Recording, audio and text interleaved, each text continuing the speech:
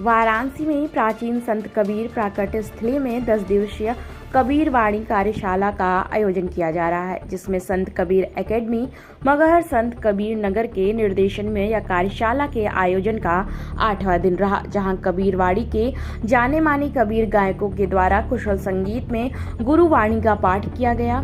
सतगुरु कबीर सेवा संस्थान के प्राचीन संत कबीर प्राकट्य स्थली के महंत गोविंद दास शास्त्री ने बताया कि संत कबीर एकेडमी के द्वारा यह एक उत्तम कार्य की शुरुआत हुई है। देखिए हमारे संवाददाता ओम प्रकाश पटेल की रिपोर्ट।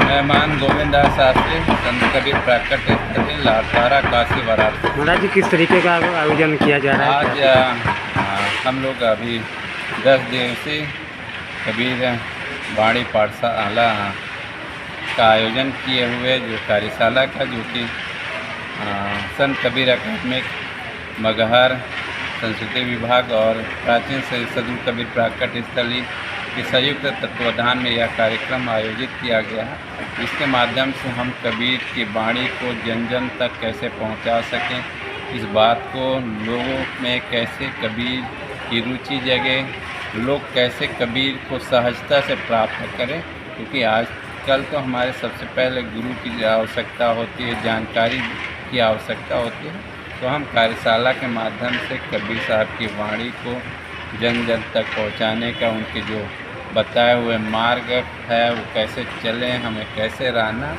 इसलिए हम यह कार्यशाला 10 दिवसीय आयोजन किया गया है।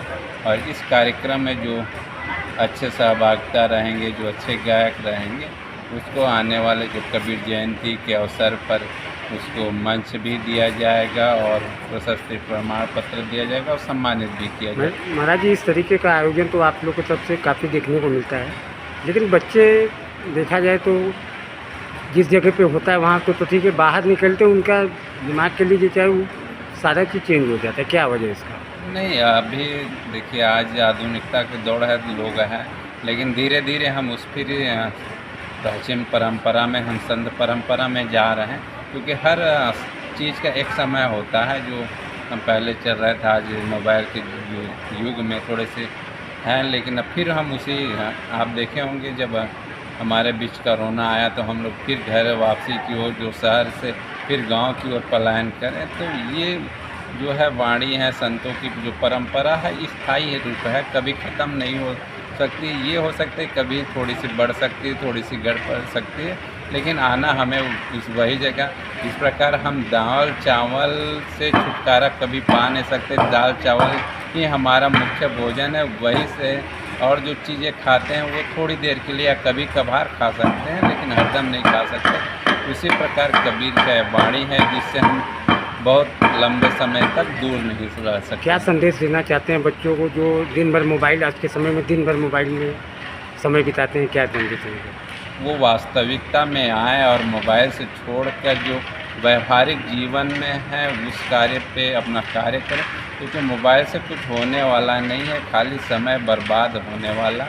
उससे छोड़कर जो संत परंपरा है, जो संतों का बताए हुए मार्ग पर चले, तभी हमारा जीवन का एक सुख समृद्धि। आज देख रहे हैं मोबाइल के माध्यम से लोग एक विक्षिप्त होते जा रहे हैं, गेम के माध्यम से तमाम प्रसारित किया जा रहा है कि पैसा जीतो, ये गेम खेलो। तो ये सब खाली भ्रम है।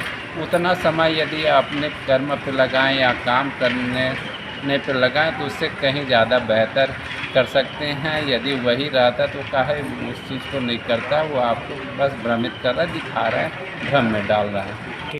गुरु जी, अपना परिचय बताइए। जी, मेरा नाम देवेंद्र दास देव है और मैं कबीर गायक हूँ।